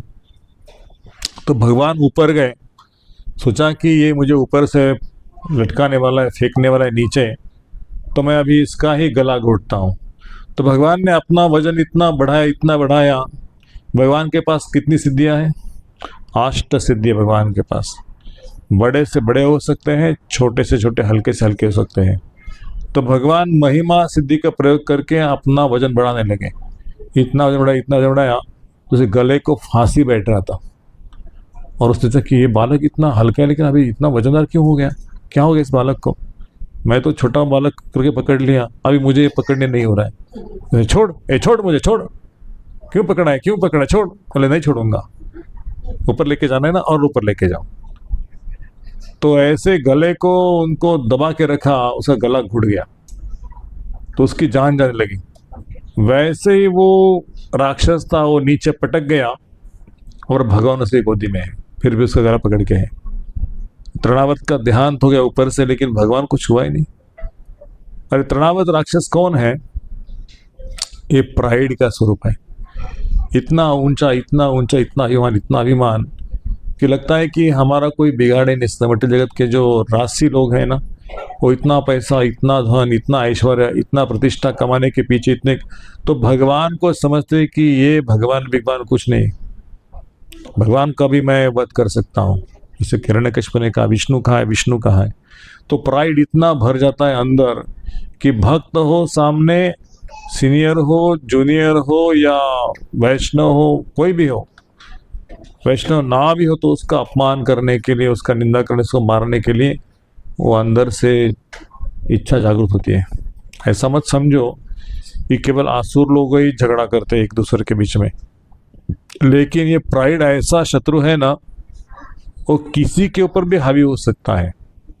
जब हमारे अंदर थोड़ा सा लगता है कि मैं इनसे श्रेष्ठ हूँ, तो हमारे अंदर एक मेंटालिटी है, उस मेंटालिटी के कारण हम इनसे श्रेष्ठ है, इनके अंदर ये दोष है, ये ऐसा व्यक्ति है, वैसा व्यक्ति है, ऐसे सोचने की बुद्धि ही प्राइड है। और इसलिए हमको नम्र बनाने के लिए चैतन्य सिखाते कि मैं तो पापी हूँ, हमारा जीवन सदा पापेरत नाहिक पुण्य रिलेशन, मैं तो पापों से घिरा हुआ हूँ। लेकिन गुरुदेव की कृपा से मैं वैष्णव के संग में आ गया और मैं थोड़ा बहुत सौभाग्य मिला कि भक्तों का सेवा करने का, हरि नाम जप करने का, नहीं तो मेरा क्या जीवन था। हमारा जीवन सदा पापेरत नाहिक पुण्य रिलेशन। क्रोधी दंभ सदा परायण, सदा पापे रहता। ऐसे मेरा क्रोध दंभ अहंकार सब था। लोभी हत सदा कामी, ये लोभ मेरे अंदर था, कामी था मैं। अभी कृष्ण की कृपा से मुझे ये सब दुर्गुण पता चले कि मेरे अंदर ये दुर्गुण है। इसको मैं कबूल करता नहीं था कि मैं लोभी हूँ, मैं पापी हूँ, मैं कामी हूँ, मैं क्रोधी हूँ, ये मैं मानता नहीं था। लेकिन अभी कृष्ण कृपा से होता है कि मैं ऐसा घटिया व्यक्ति हूँ। कृष्ण ने मेरी तस्वीर दिखा दी, है ना। तो इसके कारण मुझे नम्र बनना पड़ेगा कि जब तक मैं ये अवस्था में हूँ ना, तब तक मुझे नम्र रहना है। और शुद्ध भक्त होने के बाद तो अपने आप नम्र हो ही जाते हैं। हम शुद्ध नहीं हैं, इसलिए हमको नम्र बनने का प्रयास करना चाहिए, है कि नहीं। अब शुद्ध भक्तों को बोलना पड़ेगा क्या, प्रभु जी आप नम्र बनो नहीं, शुद्ध भक्त अपने आप में ही नम्र है, उसको बोलना नहीं पड़ेगा। वो बोलेगा प्रभु जी आप पहले, आप पहले। हम पहले होने का प्रयास करते कि मुझे ये मिलना चाहिए, मुझे वो मिलना चाहिए, तो हम थोड़ा सा पीछे हट के दूसरों को आगे सेवा का अपना देना चाहिए। जैसे फेस्टिवल आता है ना, खास करके, तो हमारा भक्ति में उत्साह बहुत बढ़ जाता है। लेकिन फेस्टिवल के दौरान किसी को हमारे व्यवहार से किसी को दुख तो नहीं पहुंच रहा है ना। हमारे शब्दों से, हमारे व्यवहार से, हमारी कृति से अगर किसी को दुख पहुंच रहा है तो जाते समय बोलना चाहिए वांछा कल्पतरुभ्यश्च कृपा सिंधुभ्येव च पतितानां पावनेभ्यो वैष्णवेभ्यो नमो नमः। मैं वैष्णव को प्रणाम करता हूँ जो कल्पवृक्ष समान है, सारी वांछा को पूर्ण करते हैं। ये वैष्णव भक्तगण, मेरे जानते हुए अनजाने हुए कोई अपराध हो गए तो मुझे क्षमा करना, मन से कहना चाहिए। तो वो अपने आप क्या होता है, व्यक्ति नम्रता का प्रतीक है। प्रणाम करते हैं, जाते समय प्रणाम करते हैं ना, तो वो ये है कि व्यक्ति नम्र है। कृष्ण को पसंद आता है ऐसा व्यक्ति। और हम कृष्ण की नज़र में आने का प्रयास करना चाहिए। फेस्टिवल में हम लोगों की नज़र में आने का प्रयास बिल्कुल नहीं करना चाहिए। कृष्ण हमें देख रहे, हमारी सेवा कृष्ण को पसंद है। तो तृणावर्त राक्षस जो था, उसको भगवान से ही बड़ा होने का विचार था, और इसलिए वो ऐसे प्राइड से चकाचौंध हो गया। तो बहुत सारे राक्षस आ गए, लेकिन एक सुंदर मधुर लीला है। अभी टाइम हो गया, लेकिन कृष्ण की सबसे मधुर लीला कौन सी है? बताओ। हाँ, माखन चोर, माखन चोरी की लीला। कृष्ण इस माखन चोरी की लीला के द्वारा सिखाए हम भक्तों को कि मैं माखन नहीं चुराता। मैं आपके हृदय में जो माखन जैसा आपका हृदय है ना, माखन कैसा होता है? सॉफ्ट होता है। और उसका कलर कैसे है? सफ़ेद है, एकदम वाइट है। और टेस्टी है ना, बहुत टेस्टी है। माखन को ऐसा व्यक्ति है किसको पसंद नहीं, मुझे माखन, ऐसा कोई यहाँ पे है व्यक्ति माखन पसंद नहीं है सब लोगों को माखन पसंद है। तो भगवान को इसलिए माखन खिलाने का गोपियाँ प्रयास करती थी, और यशोदा ने प्रयास किया कि अच्छे से अच्छे गाय का मैं दही निकालूंगी, दूध निकालूंगी, उसको दही बनाऊंगी, फिर कृष्ण को खिलाऊंगी, क्योंकि कृष्ण सबके घर में माखन चोरी करते हैं। वास्तव में कृष्ण को लगता था कि ये जो माखन बना रही है ना, जब माखन बना रही है तो मेरा नाम लेते हुए बना रही है, लोरी गा रही है ना मेरे नाम से, तो मुझे पसंद करने के लिए, मुझे खिलाने के लिए बना रही, तो मैं इसके घर में ऐसे जा सकता हूँ ना बिना बुलाए। तो कृष्ण कोई औपचारिकता नहीं लगती है। जहाँ प्रेम है ना, वहाँ कृष्ण को बिना मंत्रों से भी कृष्ण खाते हैं। मंत्र याद नहीं है, कौन सा भोग मंत्र बोलना है, कुछ याद नहीं है। बोलते हरे कृष्णा कृष्णा कृष्णा हरे हरे, हरे राम राम राम हरे हरे। वो मेरा नाम लिया है ना, हरे कृष्ण बोला है ना, कृष्ण ने उसको उठाया, खा लिया। वैसे कृष्ण कैसे बताएं? कृष्ण हमारे जैसे है, मतलब हमारे पिता जैसे, माता के जैसे। वो ऐसा ज़्यादा क्रिटिकल माइंड वाले नहीं है जो ऑफिस में होते हैं ना, बॉस, सीईओ वगैरह। वैसे वो सोचते नहीं प्रोज एंड कॉन्स, कितना परसेंट वो जब करता है, कितना परसेंट सेवा करता है, कितना, ऐसे कैलकुलेटिव माइंड नहीं है। वो ग्लास उठाया ना, ओ देखो मेरे ड्यूटी ने ग्लास उठाया, देखो ये भगवान, देखो देखो देखो केला केला केला लेके आया, आज केला लेके आया। कृष्ण इस चीज़ को इतना बड़ा करने वाले हैं, है ना। लेकिन हम सोचते हैं कि अरे 1 किलो बनाने के लिए बोला, आधा किलो बनाया, एक कैलकुलेटिव माइंड है ना। लेकिन भगवान बोलते हैं देखो देखो, एक बर्फी ला के दिया, मतलब बर्फी ला के दिया, एक बर्फी नहीं बोले, बर्फी ला के दिया मुझे पेड़ा ला के दिया, मुझे पेड़ा खिलाया, मुझे माखन खिलाया, दूध पिलाया। बस सबको कहेंगे दिन भर ऐसा सेवा किया, मेरा इतना जप करता है मेरे लिए। तो ये जो स्वभाव है ना कृष्ण को, हमको सोचना है कृष्णा ये माता के जैसा पिता के जैसा है। बच्चा कितना पढ़ाई किया, कितना परसेंटेज लाया, कितना कम लाया, कितना ज़्यादा लिया, इससे माता पिता को सुख दुख नहीं होता, बस उसकी फिर भी सेवा करते रहते हैं। वैसे भगवान अपने भक्तों की सेवा करते हैं। बच्चा कितना भी शरारत करे, जब वो शेल्टर लेता है ना कृष्णा का, तो कृष्णा उसके अपराधों को देखते नहीं है, उसके भक्ति को देखते हैं। लेकिन एक ही अपराध भगवान को पसंद नहीं है, वो अपराध है भक्तों का, वैष्णव का अपराध, वैष्णव की निंदा, वो भगवान को पसंद नहीं है। इसलिए हमें भक्तों के प्रति सचेत रहते हुए भगवान का सेवा करना चाहिए। एक बार आप भगवान का सेवा छोड़ दो, लेकिन कोई भक्त घर में आया है, उसको कुछ चाहिए तो उनको दे दो, पहले भगवान का सेवा बाद में। हमारे अच्छा लोग कहते हैं पहले भगवान का नहीं, पहले भक्तों का। हम क्या करते हैं, पहले भगवान का बाद में भक्तों का। एक सुंदर कोट है प्रभुपाद जी का, कल परसों हम सुबह का जब प्रभुपाद जी का कोट पढ़ते उसमें लिखते प्रभुपाद कि बच्चों की सेवा भगवान के सेवा से बढ़कर है। यदि ये बच्चे वैकुंठ से आए हैं आपके घर में, तो उनकी ऐसी सेवा करो, इतना समय उनको दे दो।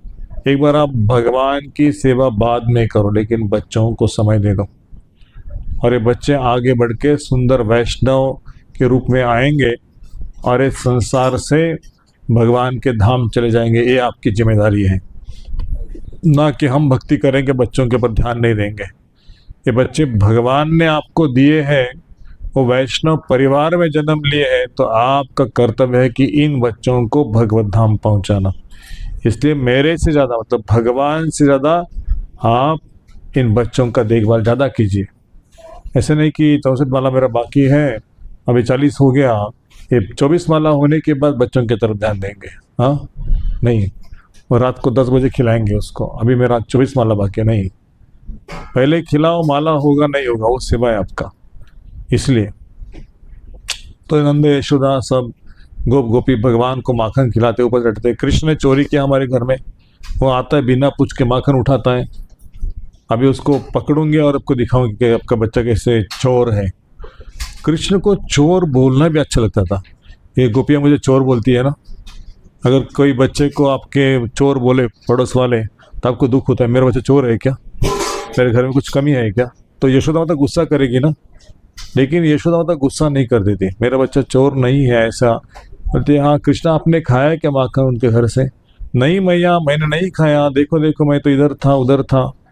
तो कृष्णा झूठ बोलते थे, लेकिन बाद बोलते थे गोपी को, देखो तुम्हारे घर में आता हूँ ना, ये माखन खाने के लिए आता हूँ, लेकिन आप मुझे बुलाती हो प्रेम से और बनाते समय मेरा नाम लेती हो, गोपाल गोविंद करती हो, तो मुझे वो खाने मज़ा आता है।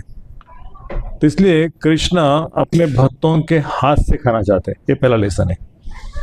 क्योंकि बाहर रेडीमेड माखन मिल जाएगा, अमूल बटर और क्या क्या अलग अलग प्रकार के ब्रांड है, तो बनाते हैं मशीन से। यदि बनाते किसी चीज़ से लेकिन उसमें टेस्ट नहीं है, हाथ से बनाते मक्खन है ना, उसमें जो गीत गाते हुए बनाते हैं, एकदा यशोदा नंद गेहिनी श्लोक से शुरुआत है उसी कि भगवान का माखन बनाते हुए वो गीत गा रही थी। कौन सा गीत गा रही थी? तो प्रभुपाद जी तात्पर्य लिखते हैं कि भगवान के गुणगान कर रही थी वो। कृष्ण ने कौन कौन सी लीला की, क्या क्या लीला में एक क्या, वो गीत गाते गाते, वो लोरी गाते गाते माखन बना रही थी।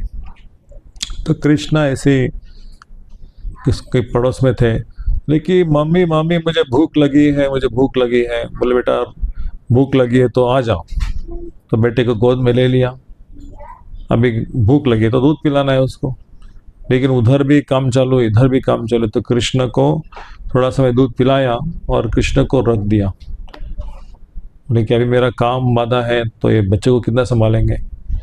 तो हमारे एक आचार्य वो कहते हैं कि भगवान को, वैसे तो बाहर का लोग दूध पिलाते हैं ना बच्चों को, वो मोटर लेके आते हैं उसको दूध पिलाते हैं, बोलते भगवान को या थोड़े बच्चे को ऐसे दूध पिलाओ, ऐसे दूध पिलाओ, ऐसे दूध पिलाओ कि दूध पीने के पश्चात उसको क्या आना चाहिए, वो डकार आती है ना, डकार आती है, वो दही बाहर आ जाता है और बच्चा इतना सुदृढ़ दिखता है, हट्टा कट्टा एकदम, ऐसा लगता है कि इसने क्या क्या माखन खाया, क्या दूध खाया, रबड़ी खाया है, ऐसे कटु लगता है।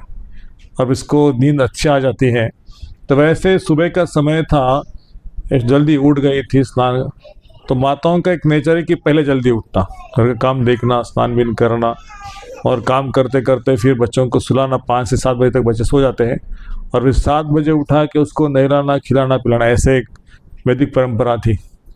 तो वैसे ही उस बच्चे को 5 से 7 सुला लिया और अपना काम करते, लेकिन बच्चा उठ गया और उठ के यशोदा को काम पे लगा दिया कि मेरे पर ध्यान नहीं है, दूध कर रही, ये कर रही, लेकिन मुझे भूख लगी है।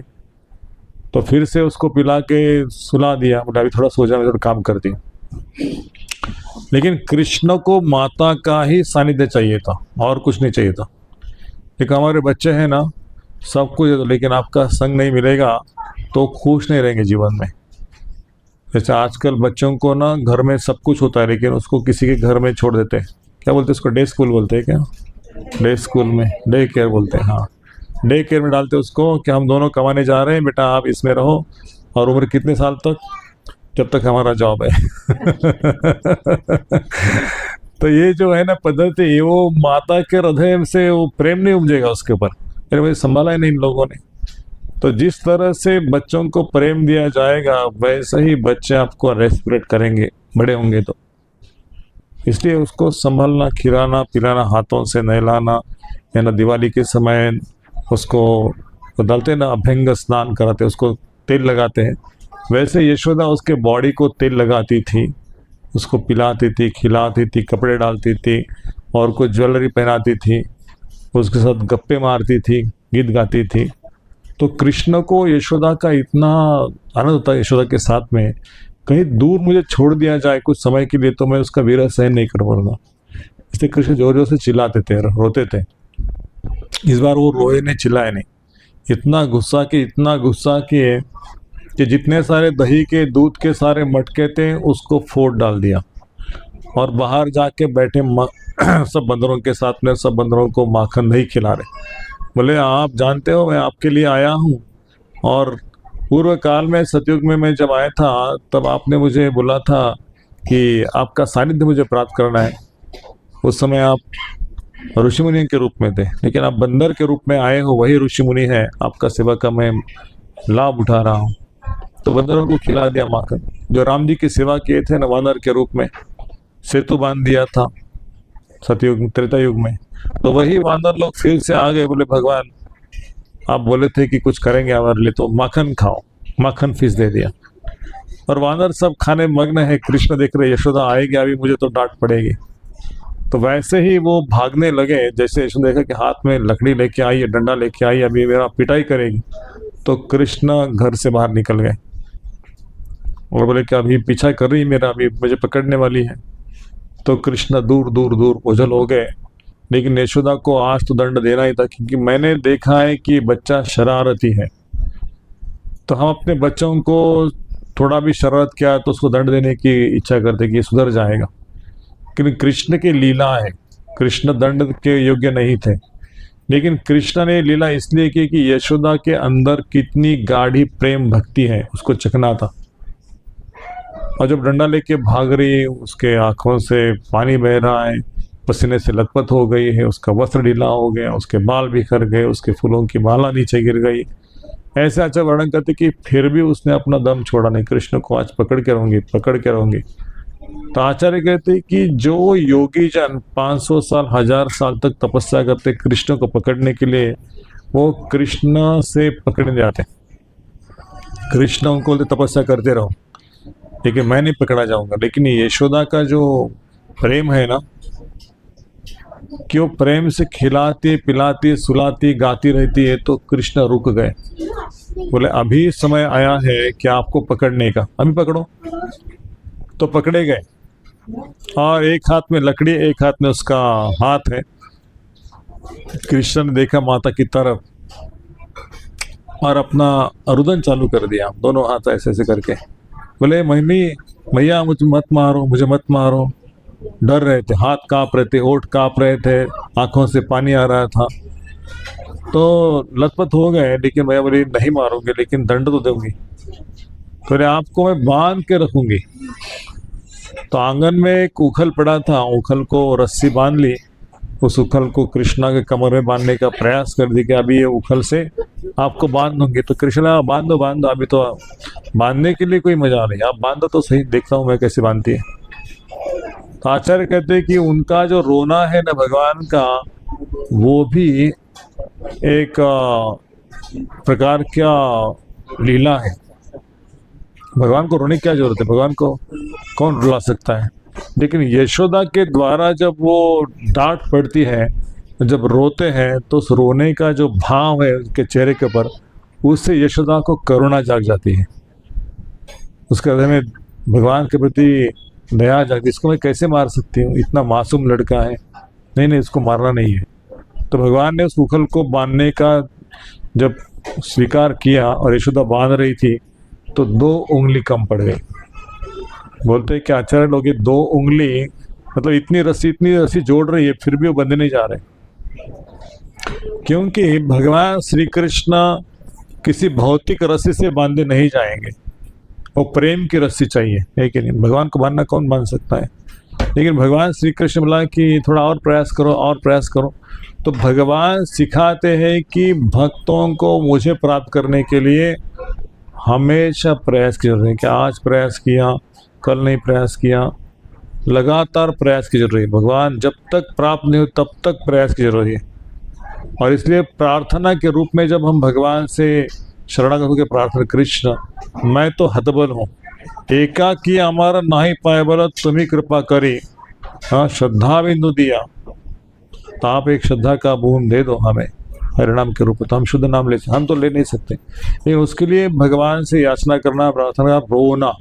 जैसे यशोदा को रुलाया, वैसे भगवान हमें रुलाएंगे भक्ति के लिए, तो हमें रोना आना चाहिए। तो आचार्य कहते हैं कि एक बार एकांत में जाओ और कृष्ण के सामने अपना दिल खोल लो, और अपनी जो आईना है ना, अपनी भक्ति है ना, भगवान के सामने जाके रो कि कृष्ण मैं तो ऐसा व्यक्ति हूँ, वैसा व्यक्ति हूँ, मैं आपको प्राप्त नहीं कर सकता, जन्म जन्म तक मुझे माया का लात खाना पड़ेगा। यदि आप कृपा नहीं करेंगे तो आपके बच्चों को ऐसा हालत देखते आपको कैसा लगेगा, और मेरे गुरु महाराज का नाम खराब होगा, मेरे साथियों का नाम खराब होगा, मेरे माता पिता का नाम खराब होगा। इसलिए मैं चाहता हूँ कि आपका शुद्ध नाम, आपकी शुद्ध भक्ति मेरे हृदय में उमड़ आए। मेरा कल्याण तो होगा ही होगा, लेकिन मेरे साथ अन्य लोगों का कल्याण हो सकता है यदि आप मेरे पर कृपा करेंगे। तो मेरा कल्याण की बात तो मैं कर रहा हूँ, लेकिन अन्यों के कल्याण के लिए तो कम से कम मेरे ऊपर दया करो, कुछ करो मेरे लिए, मैं आपका शरण में आया हूँ। तो ऐसी याचना बारंबार कृष्ण के सामने एकांत में करेंगे तो हमारी प्रार्थनाओं को सुनते भगवान हमारे हृदय में कुछ ऐसा चमत्कार कर देंगे कि हमें नाम लेने की इच्छा होगी, बारंबार नाम लेने की इच्छा होगी। नाम छोड़ेंगे नहीं, है ना, सेवा छोड़ेंगे नहीं, श्रवण कीर्तन छोड़ेंगे नहीं। इसलिए आचार्य लोग कहते हैं कि भगवान को भी दिखाना पड़ता है, कृष्ण को नाटक नहीं चलता कृष्ण को प्रैक्टिकल चलता है, करके दिखाओ। इसलिए हमें भक्तों के साथ स्नेह संबंध को स्थापित करना, भक्तों की सेवा का मौका ढूंढना और भगवान को प्लीज करना, ये करना पड़ेगा प्रैक्टिकल रूप से, तब जाके कृष्ण हृदय में आएंगे। कि ये जो रिलेशनशिप है भक्तों का संग में, यदि हम ये सीख गए कि हर एक भक्त मेरे लिए एक एसेट है, भगवान ने भेजा है, उसका सेवा करने से कृष्ण यदि संतुष्ट होते हैं और ये भक्त लोगों के हृदय में मेरा स्थान हो जाता है, तो कृष्ण को जब ये लोग प्रार्थना करेंगे मेरे लिए, तो कृष्ण जरूर मेरी प्रार्थना नहीं सुनेंगे, लेकिन ये भक्तों की प्रार्थना सुन सकते हैं, है ना। तो इसलिए हम प्रार्थना के रूप में भगवान को शरण जाना चाहिए, भक्तों को शरण जाना चाहिए। और जब हमारा कठिन समय आएगा तो इन भक्तों की प्रार्थना से हम कठिन समय पर विजय प्राप्त कर सकते हैं, है ना। भक्तों का संग नहीं छोड़ना चाहिए किसी भी हालत में। यदि हम भक्तों का संग छोड़ते हरिनाम करते हैं, पुस्तकें पढ़ते हैं, यूट्यूब में कथा सुनते भी है, लेकिन भक्तों का कनेक्शन नहीं है, तो हमारी भक्ति बढ़ेगी नहीं बढ़ेगी। और ब्रेक लगाए हमने और एक्सीलेटर को जोर जोर से दबा रहे, है ना, वो भक्ति बढ़ेगी क्या। ये भक्तों का संग मतलब ब्रेक के ऊपर से पैर निकाल जैसा है, फिर एक्सीलेटर दबाओ, गाड़ी भागेगी, चलेगी नहीं, भागेगी जोर से। भक्तों का शक्ति से हमारी भक्ति चलती है, हमारे शक्ति से नहीं चलती। भक्तों का शक्ति हमें चाहिए, भक्तों की कृपा हमको चाहिए, भक्तों की सेवा हमको चाहिए। इसलिए हम भक्तों के सानिध्य में आए हैं तो कृष्ण की प्राप्ति करने के लिए उनसे भी याचना करना कि मेरे अंदर ये दोष है, कृपया मुझे मदद की दोषों को निकालने के लिए, मैं आपकी कैसे सेवा करूं, मेरे ऊपर आप प्रसन्न रहो, मुझे आप सेवा का मौका दे दो। इस प्रकार से यशोदा माता ने जब ये प्रार्थना की तो भगवान प्रसन्न हो गए और रस्सी को बांध के लिया। तो कहते कि दो चीज़ें क्या है, एक स्वयं का प्रयास और दूसरा भगवान की कृपा। जब हम प्रयास करते रहेंगे निरंतर तो कृष्ण सोचेंगे कि इसने इतना प्रयास किया है तो अभी समय आए कि इसको कुछ न कुछ प्रेम देना, भक्ति देना, मेरी भक्ति देना, मेरी सेवा देना। एक भक्त महाराज से पूछ रहे थे किसी क्लास में कि कृष्ण प्रेम क्या है, भगवान का प्रेम क्या है, कृष्ण प्रेम प्राप्त करना है ना जीव का उद्देश्य है। बोले कृष्ण प्रेम क्या है, कृष्ण प्रेम कृष्ण की सेवा है। जो कृष्ण की सेवा में निरंतर लगे रहते हैं, कोई और दूसरा मन में विचार नहीं है, तो कृष्ण का विरह का अनुभव उनको होगा, वही कृष्ण प्रेम है। कृष्ण का विरह होना चाहिए कि कृष्ण आपकी सेवा, आपका भक्तों का संग सानिध्य नहीं मिल रहा है मुझे, मैं माया में गिर रहा हूँ, तो मुझे बचाइए। और जब कृष्ण की सेवा का मौका बार बार मिलता है ना, बार बार कोई बोलता है प्रभु जी ये सेवा करोगे, प्रभु जी ये सेवा करोगे, कृष्ण की कृपा आपको ज़्यादा मिल रही है। दिवाली में कोई कंपनी आपको बोनस देती है ना, डबल बेनिफिट्स, एक के ऊपर एक कुछ कंपनी भी निकालती है। तो वैसे कृष्ण की कृपा किसी भक्त के माध्यम से आएगी, बोलेगे माता जी आपको पूरी करना है, माता जी आपको सब्जी बनाना है, ये हार सेवा है और ये डेकोरेशन का भी सेवा है। अरे प्रभु जी अभी पूरी किया, अभी वो डेकोरेशन का बोल रहे, अभी ये हार से बोल रहे, कितना सेवा करूं? ऐसा नहीं। तो देखिए ज़्यादा कृष्ण कृपा कर रहे तो दूसरे दिन जब हरिनाम लेंगे ना, अनुकूल भावना सेवा किया था, तो दूसरे दिन जब हरिनाम लेंगे तो कृष्ण आपके हृदय में विराजमान हो जाएंगे, आपको कृष्ण का अनुभव फील होगा। हरिनाम लेते समय ओ कृष्ण इज सो नाइस, मैं तो पागल था कि सेवा के लिए ना बोल रहा था, लेकिन कृष्ण मुझे इतनी सेवा करके लिए, थैंक यू कृष्णा, आज भी मैं आपके लिए क्या सेवा करूं। तो हृदय में सेवा, प्रेम और कृतज्ञता प्राप्त होगी। तीन चीज़ें होगी, एक सेवा करने की भावना होगी, दूसरा कृतज्ञ रहेंगे, जो मिला उसमें समाधान मिलेगा, और तीसरा कृष्ण के प्रति प्रेम बढ़ते जाएगा सेवा करने से। कृष्ण मेरे हैं, कृष्ण मुझसे प्रेम करते हैं और मैं कृष्ण से प्रेम करना चाहती हूँ या चाहता हूँ, ये भावना अंदर जगेगी। और जब ये ज़्यादा सेवा हो जाएगा ना, बस कृष्ण को अपने खरीद लिया अपने हृदय में। तो इस तरह से यशोदा माता ने कृष्ण को बांध लिया। लेकिन आगे क्या लीला हुई, इसका वर्णन सीधामाचरण को अगले क्लास में करेंगे। अगली लीला जो उखड़बंधन से ही कनेक्शन में लीला है, जो नल कुबेर और मणिगिरी का उद्धार होता है, उस लीला को प्रभु जी कहेंगे। तो मैं विराम देना चाहता हूँ।